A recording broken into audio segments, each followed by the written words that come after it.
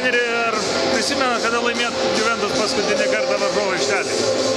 Oi, labai seniai iš tikrųjų buvo, bet aš manau, tai buvo, net nežinau, kokios varžybos iš tikrųjų. O visumoje, ką galiu pasakyti? Šios varžybos buvo mums atspirties taškas, aš galvoju. Mes pralošėm 3 varžybas iš eilės dabar.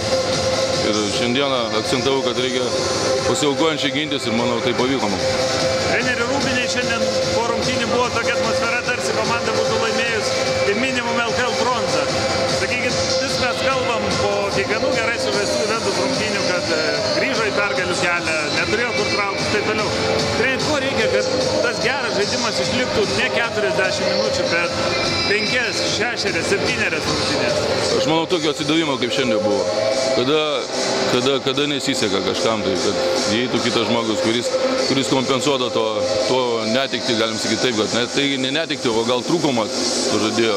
Ir aš manau, visi, kurie šiandien buvo, ir tikrai padarė savo darbą ir gal puolimas mūsų strigo momentais, bet jeigu mes sugebėjom įmesdami šiam 7 laimėti, tai manau, geriau taip laimėti, negu įmetų 100 taškų ir praloš 101. Kita vertus, treneri, jeigu pažiūrėsi statistiką, ko gero, Juventus pasvalyje įmetė vieni daugiausiai taškų, nes šitoje arenoje išvis visi praleidžia ir įmeta labai nedaug. Kodėl taip yra?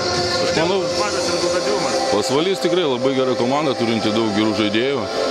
Jie labai gerai ginas, tai parodė jau beveik visas sezonas. Pas jas atvažiavus rinkti taškus yra labai sunku. Nu ir mes neišimtis buvom.